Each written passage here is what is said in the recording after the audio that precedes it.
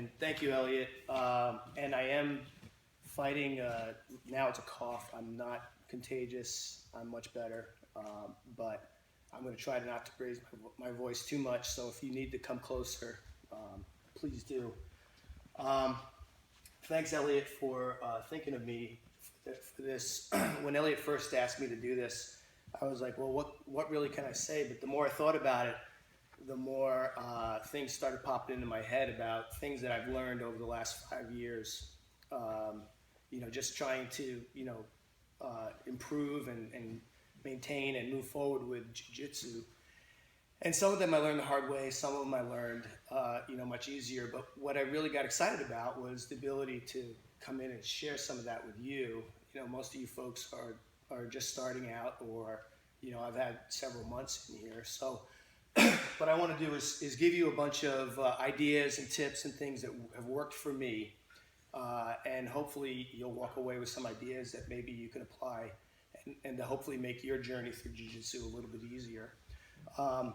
Don't worry, there's a lot of material here, but don't worry about taking notes so much. I'll give this to Elliot and we'll forward it to everybody. And plus, I think the video will be available as well. So, the other thing I wanted to say is that I'm pretty awed about being able to stand here in the company of Ryan and Jackson, who, to me are heroes, for the country. And I feel very privileged to be able to be one of the speakers for you guys.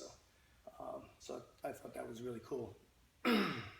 Hopefully I have enough tea to make it through the whole thing, but I'll try not to cough and hack too much. So we're going to talk about surviving and thriving in the jiu-jitsu lifestyle. So I'll talk a little bit about what that means in a minute, but first I wanted to get everybody raise your hand. Right? Okay, so keep your hand up if you've been training for more than a month. How about 4 months? How about 6 months? A year? 2 years? 3 years? 4 years?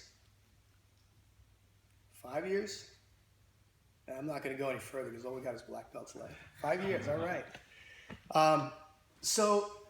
There's a wide range of folks here in terms of experience, but really what this is geared toward is people that are just getting started in their journey.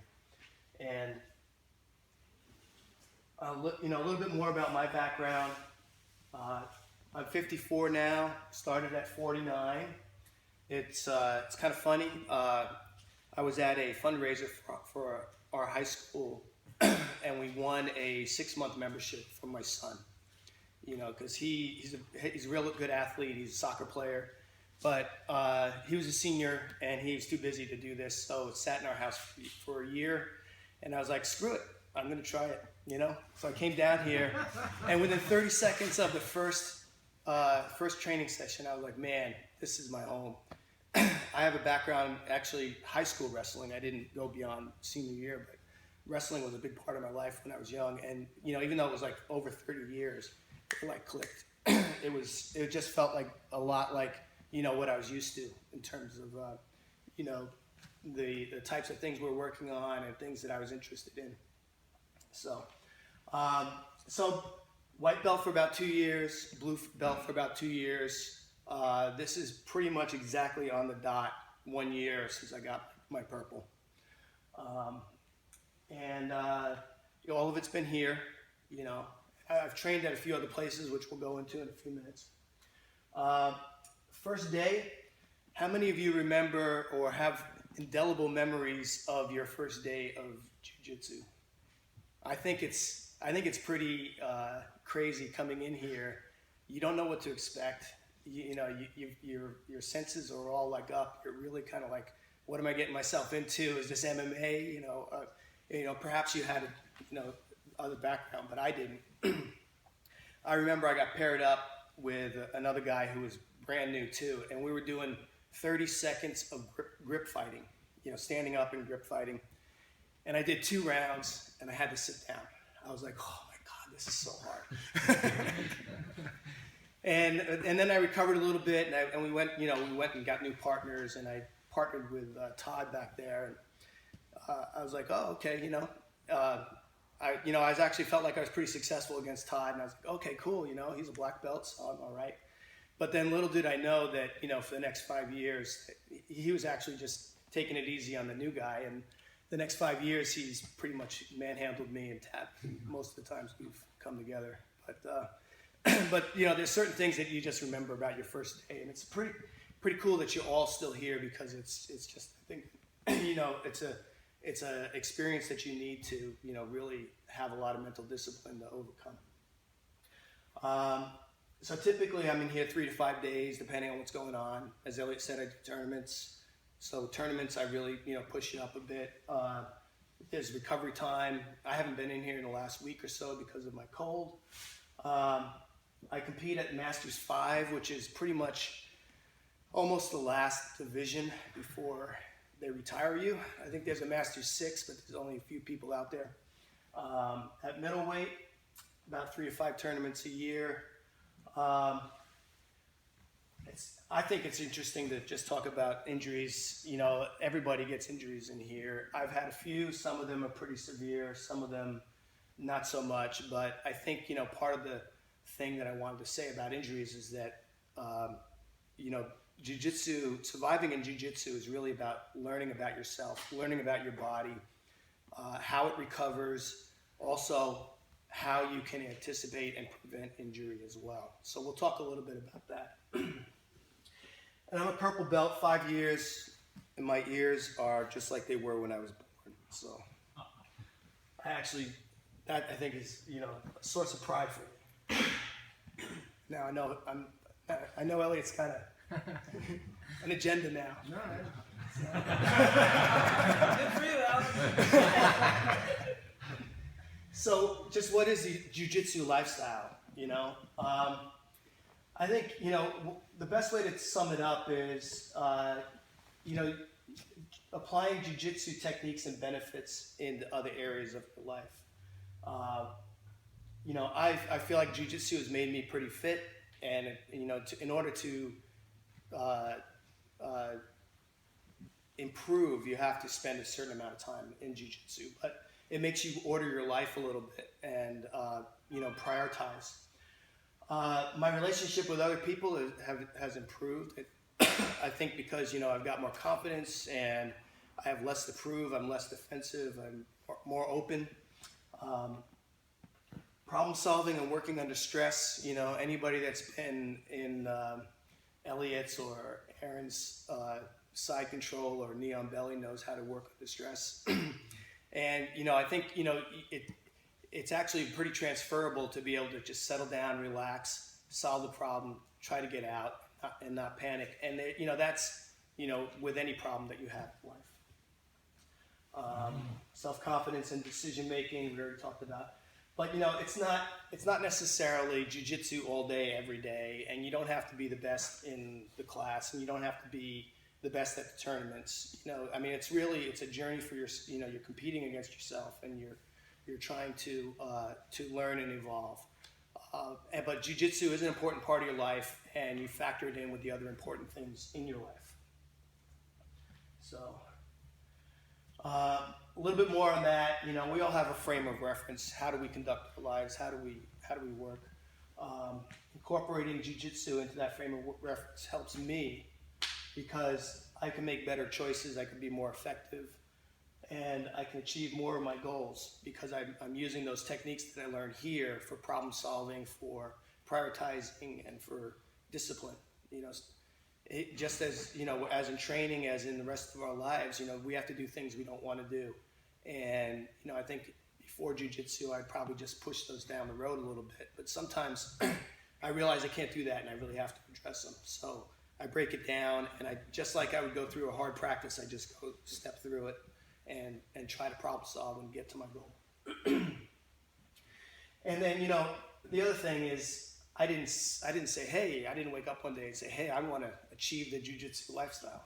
I think what happens is that as you go forward in jiu-jitsu, you end up making your own goals, and then that kind of prioritizes where jiu-jitsu is in your life, and it starts to sink into the rest of your life. So you don't have to sit down and like go out to achieve the jiu-jitsu lifestyle. You can you can get it through determination and making it a priority in your life. So we'll talk about that a little bit today. How do you do that? So the 5 topics: how do you grow in jiu-jitsu, surviving on the mat, core components for success and quick improvement, competition, and doing jiu-jitsu in life. I'm going to talk a little bit about each of these things. Almost everything else around actual jiu-jitsu. We're not going to talk about techniques or strategies or things like that. There's a lot on this chart here, but I thought this was interesting because I was thinking about, how do you progress through jiu-jitsu? And these are some of the things I've noted in the last 5 years. There's, a category for 0 to 3 months, 3 to 6, greater than 6 and beyond. Those aren't hard and fast. So if you're in a category and you don't feel like you're there, or if you feel like you're beyond, don't worry about it. But these are the things I kind of experienced. One of the key things initially is breath control. Anybody who's actually rolled, like I said, 30 seconds of grip fighting, I was out of breath. You're totally out of control in the first part, in the first 3 months. Your technique, you're kind of like drowning. All you're doing is trying to survive. Intensity, everything with the newer white belts, and I was so intense. I was like, everything is a fight to the death. And it all goes together. It's taxing. It makes it harder to do techniques. It's harder to breathe. And then, I would go home with sore necks and sore arms, and sore elbows all the time because I just didn't tap early enough. I'd be putting triangles and arm bars and all that.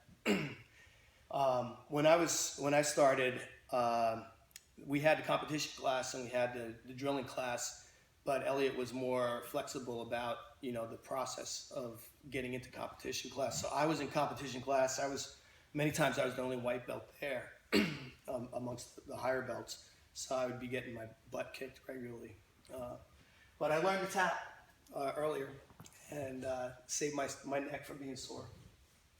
So after about 3 months, you start to become aware of your breath, and you start, when you remember, you start to try to control it. You begin to see opportunities with techniques that you've been learning. You begin to notice opportunities. As you begin to notice these opportunities, you begin to relax a little bit more, and you start learning both when to quit, or not quit, but to tap, and then also things that you can start doing to recover, for the next training session. At 6 months, around 6 months, your breath continues to improve. You begin to be more relaxed. You find things you're good at, and you kind of start waiting and anticipating for those moves, which makes the intensity goes down, but your skill and your proficiency goes up. And on pain and injury, you start to realize, hey, maybe I shouldn't stick my knee in that way because, last time it popped and I didn't appreciate that. So you start avoiding those positions, just so that you can keep training. And then beyond, things start coming a lot easier. Your breathing is not necessarily an issue after a while. As you gain experience, you pick up new moves quicker. You realize that winning is maybe not always the only objective, that you need to put yourself in positions in order to learn. And sometimes they fail, and sometimes you unexpectedly don't come out on top. And then for pain and injury, you really start to know your body, and you start to, really just stay away from things that are going to cause injury, except, in certain critical situations. I put this up because I think, this would have been helpful for me as a beginning white belt, to see, okay, is it always going to be like this? Am I always going to go home and just feel like I got hit by a truck? And, is every roll going to be tough? The intent, overall intensity and effort, is consistent, but it changes very dramatically over time. And lots of things that are hard now will get easy. And other things that you can start focusing on will become the focus of your challenge. So I want to talk about 5 core components for success and quick improvement.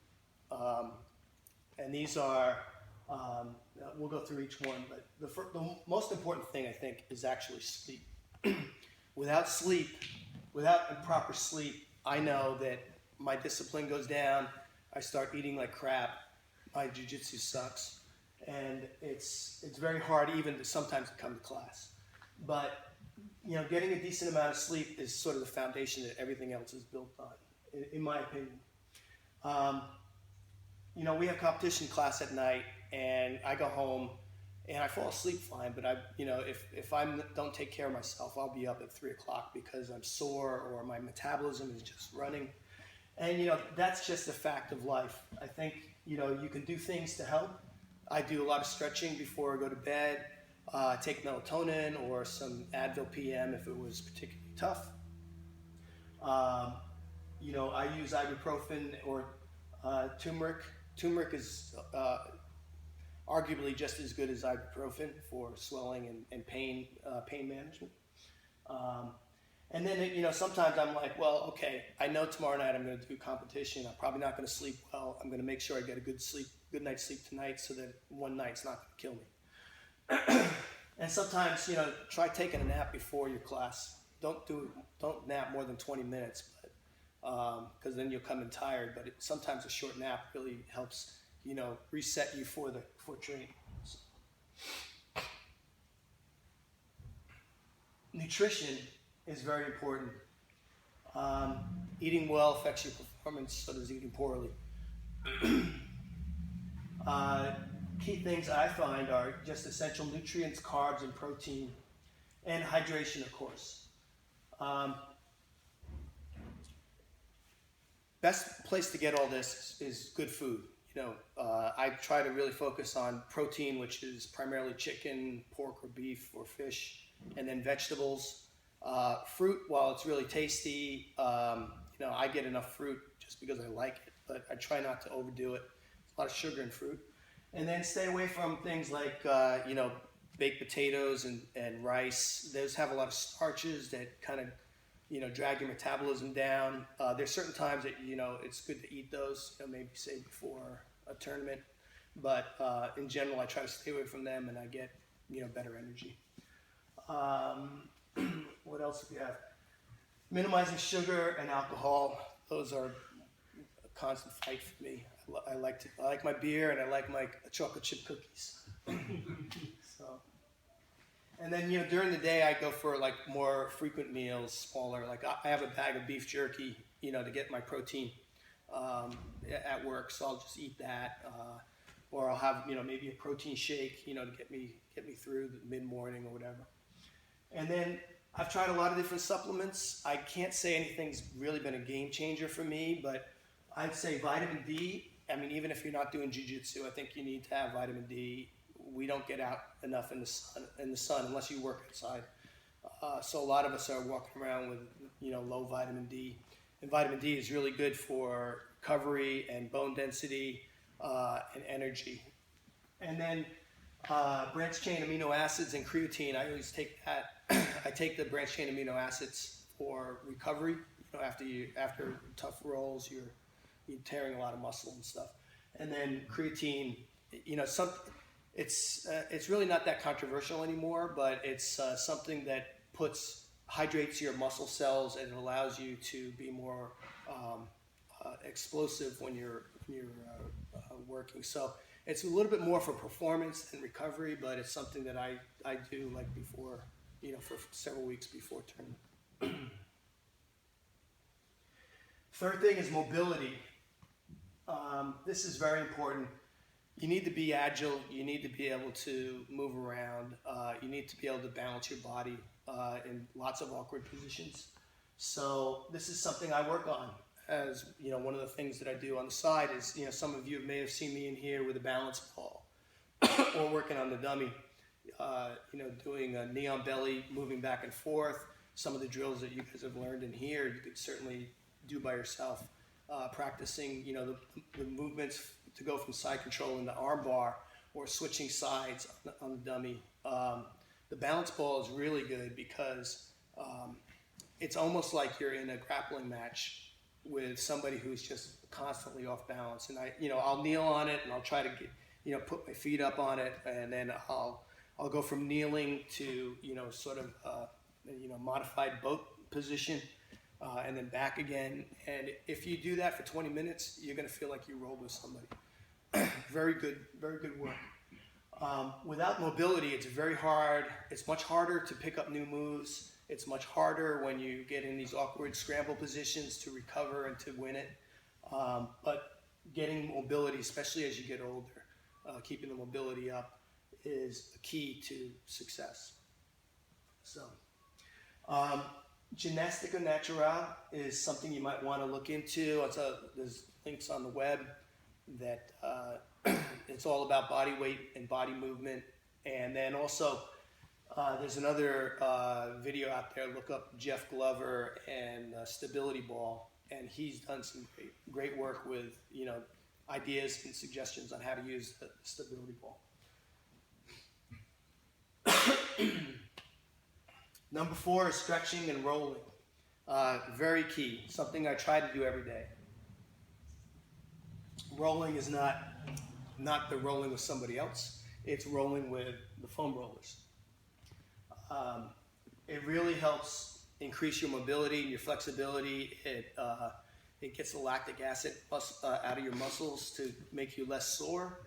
If I have a hard roll, a hard night, and I stretch afterwards, the next day I'm so much better than if I just didn't do it. Believe me, that's probably one of the keys for recovery. Everybody's going to be different, but for me, my shoulders and my lower back and my hips, getting those stretched out is essential.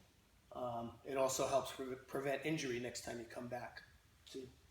So, and lacrosse ball. Buy yourself a lacrosse ball, lay on the ground when you're watching TV, lay on your rug, and just put it on the different parts of your back. You'll be amazed how much you can loosen up your back and how good it is. So, things I do every day, and lacrosse ball is nice because if you travel, you can bring it with you. And this one. Strength, yes. Last one. Strength is, the stronger you are, the better. The more likely you'll be able to overcome somebody if you're evenly matched in skill. But really, it's also mainly for injury prevention, from my perspective. When I'm doing a lot of exercise for my shoulders and my neck and my back, I get injured much less. My neck is. I get pinched nerves in my neck. If I'm doing that, I get a lot less. There's a rule of thumb that out there about, when you exercise, if you do 2 back body exercises for every 1 front body exercise you do, it's a good ratio. Of course, it depends on your goals, but I'm talking about really for injury prevention here. I also focus on my legs and my core. And body weights over machines. So, if I do push-ups, I will use one of those Bosu balls, or, have one hand higher than the other. And just that instability really helps recruit those small muscles, which really are the injury prevention muscles. So if you do nothing else in this area, I found deadlifts are tremendous, for your core body. My stand-up game has improved a lot. Your conditioning, stand-up is hard and you get tired pretty quickly, but when you do deadlifts regularly, you do much better with it. Push-ups, abs, everything is abs, of course, and then, pull-ups and other lats. When I do a lot of sleeve grips and, spider guard and lasso, and that pulling motion is something I really need to keep building up. So for me, this is kind of like the ideal week. Sunday's recovery, maybe some stretching. I go to fundamental class and competition and do some stretching, competition drilling on Tuesday, maybe weights on Wednesday. try to catch a morning class Thursday, mobility on Friday, and then all levels class on Saturday with some weights. This is my ideal. I probably almost never get all of this, but it's what I work toward, and I really have to make decisions about what's a priority, for me. So, and your mileage may vary. It depends on your goals. I want to be a black belt in a few years, maybe, but I'm really focused on, jiu-jitsu and improving and advancing. So, how do you survive, and how do you actually be successful in jiu-jitsu? Well, the most important thing that you can do is to show up consistently. If you just show up consistently, everything else will fall into place for you. It may, the timelines may vary, but you keep coming in here, you're going to keep getting better. You're going to get to the next level. You're going to keep advancing. There's no substitute for that. And remember, even if you have a bad day on the mat, you are improving. I mean, I remember so many times when I'd go home and I'd be like, oh my God, what am I doing? And, soon after that, something would go off the light bulb, or I'd get to some level, or my subconscious brain would just figure out, okay, dude, keep your elbows in, don't let them, don't keep them out so that people can pick them off. So even if you feel frustrated, keep coming back, keep doing it. You're getting better. You really are. If you looked at my schedule, I had one competition class. Drilling is, for me, equally or more important usually as rolling is, because the drilling is where you get that muscle memory. You start, to be able to subconsciously do things. It's also good core body conditioning, really. You guys probably know that you're doing mostly focusing on drilling now, but keep the drilling up even after you get more advanced and go into a lot more rolling. So if you go 2 times a week, you're going to maintain, generally, progress slowly. 3 times a week is ideal for, wanting to advance at a good rate. So, who's the most important person on the mat, by the way? Your partner? Yes. I mean, it's something that's been out there, but I do believe it. I think, your partner is who's going to make you better. All of you guys have gotten me to where I am, and I remember coming in on Saturdays with Jordan and other people, and they would spend Saturday morning helping me with my technique. And these guys are, higher level belts, and they're like, I'm like, well, why are they spending all this time with me? But they made me the most important person, and now, I want to return the favor. But we all make each other better, and if you take care of your partner and make them better, you're going to receive the benefit of that, because you're going to have to keep getting better as well.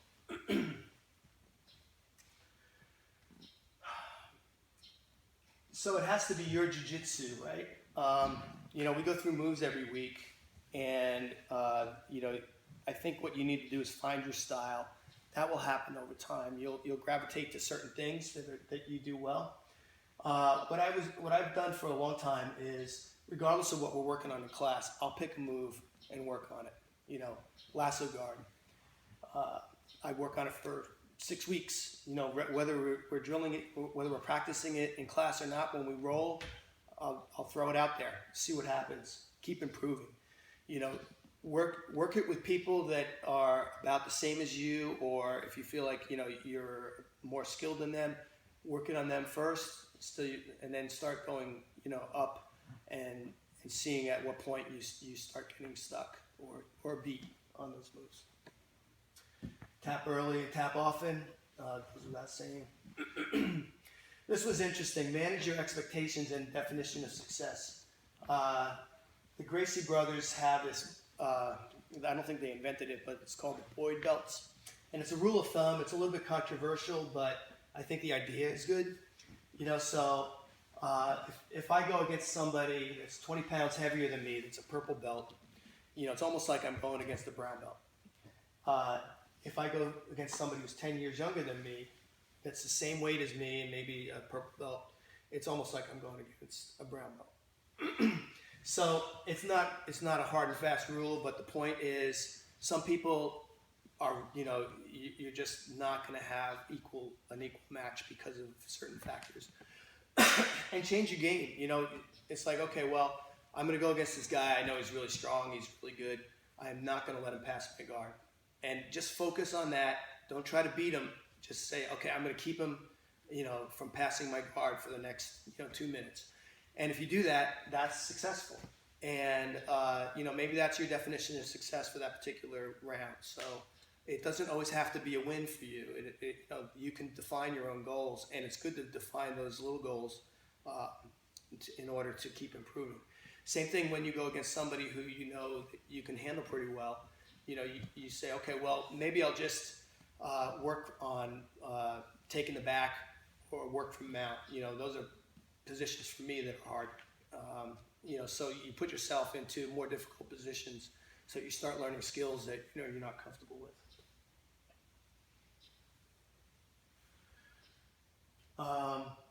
So these are just basic things that I find, if I focus on these things, they really help me. Once I started learning how to move my hips around on the mat, shrimping and stuff. I mean, you do shrimping from day one, but you don't always really know how to do it when you're rolling. Once you start being able to get your hips out, it opens up a whole new door. Staying off your back. I know when I'm having a bad day or just phoning it in, typically I'm fighting from my back like this, which is not, ideal. Get a shoulder up. Even if you're getting squashed, try to get a shoulder up. Try to get your hips out. If you, can keep consistently doing that, I think you'll be in good shape. Mobility is key here. Learning how to attack with your legs. It's been 5 years for me. I just feel like I'm starting to learn how to attack with my legs, but it's really been very helpful to keep people from passing my guard. We talked about the goals. Grip breaking is also a key thing. A lot of times when I don't come out on top, it's because I let the other person get their grips and establish their grips. So really, sometimes maybe your goal for the night might be, I'm not going to let anybody establish their grips. If you can control their hands, you've got a good advantage. And then, don't overcommit to a particular thing. If you go in for a pass and it's, you just do it really poorly and you're stuck in a bad position, backing out and starting over is always an option. And it's good to think about. You don't have to kind of live with your decision if you can back out and start over and do better.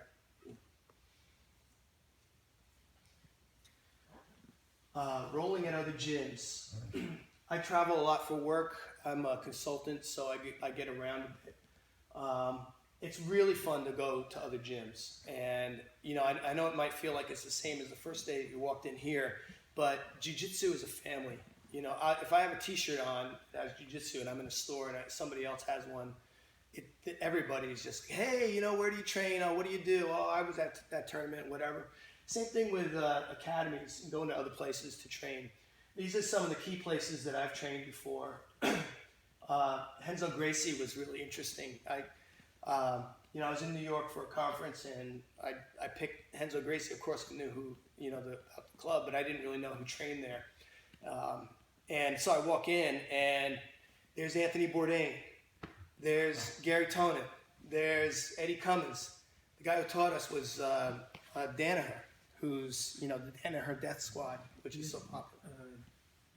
What's his name? The MMA fighter? Retired now.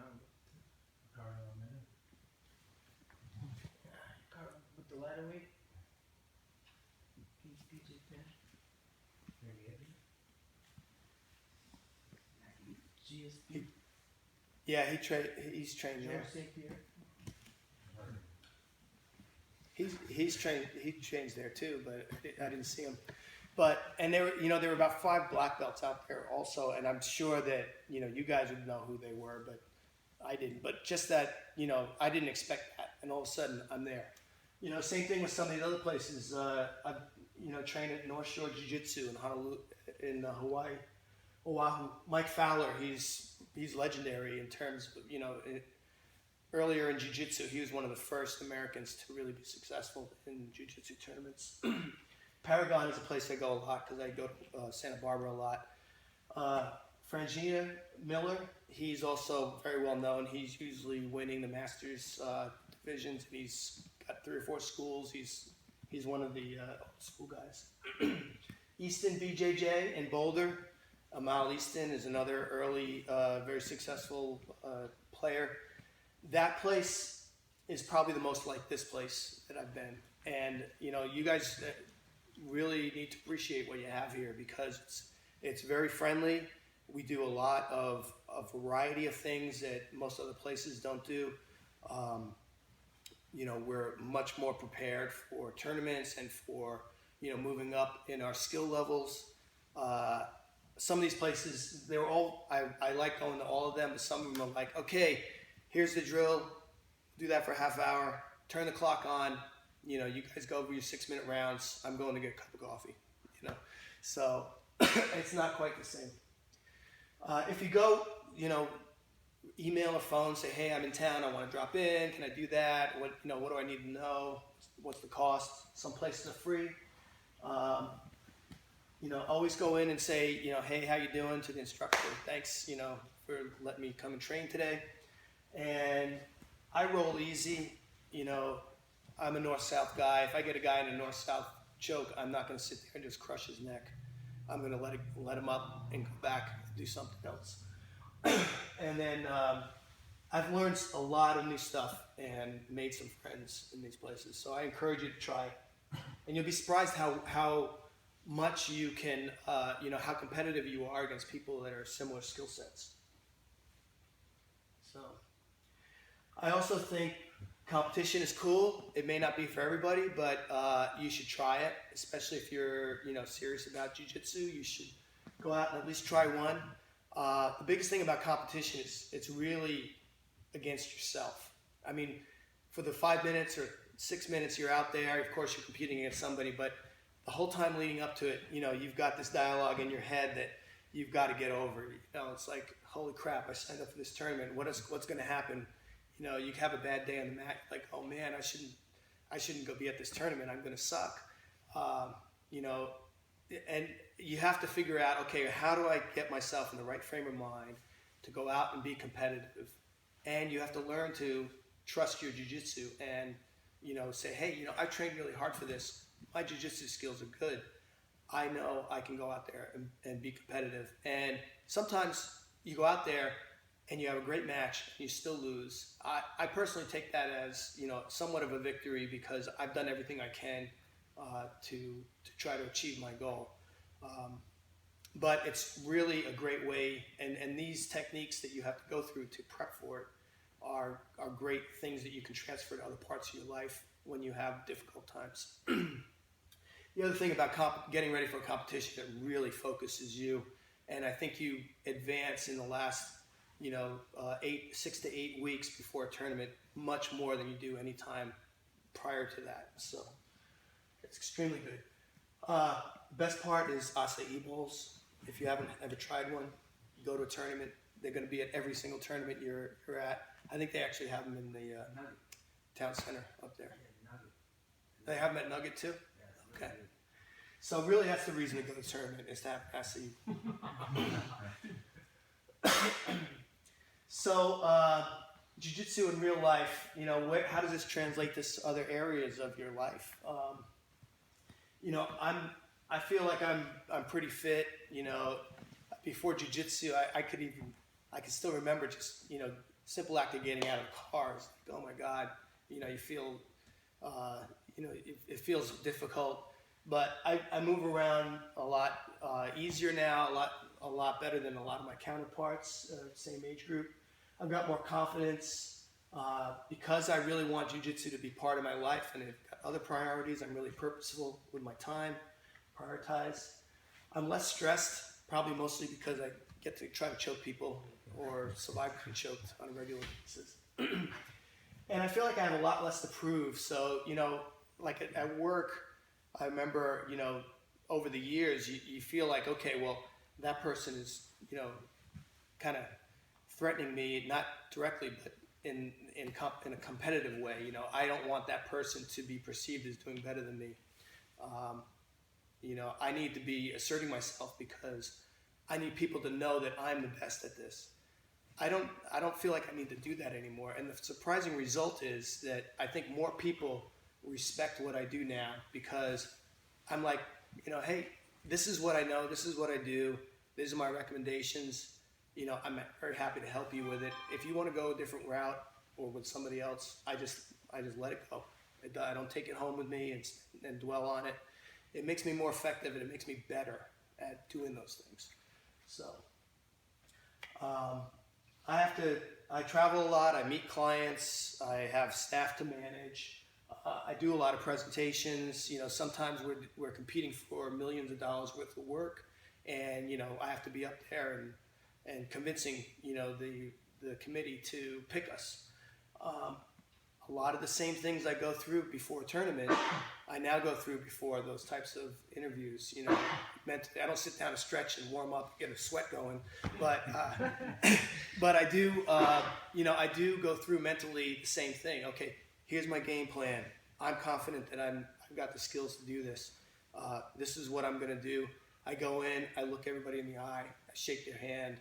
I think it's really been a great improvement.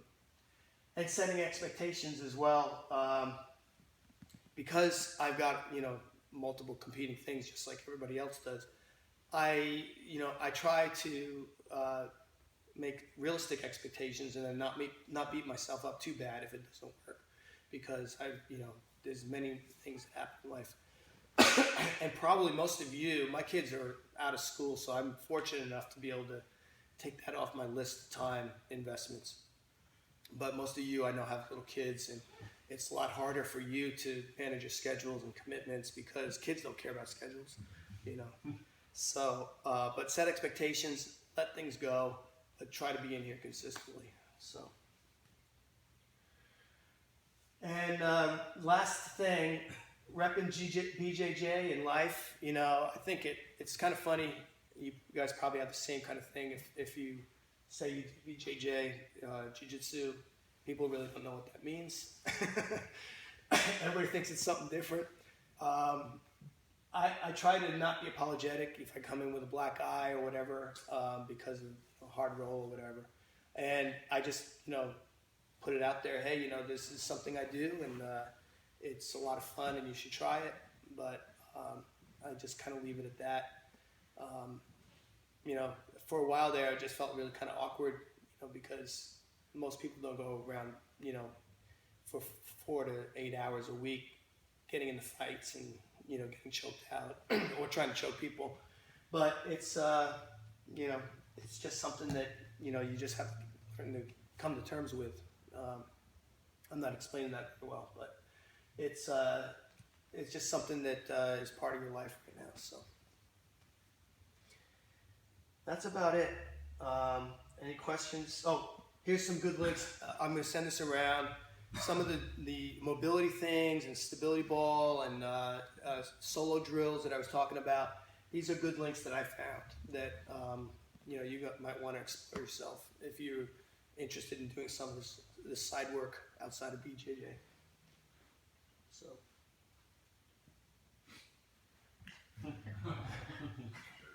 Kurt? Any questions? I have a question. Yeah. So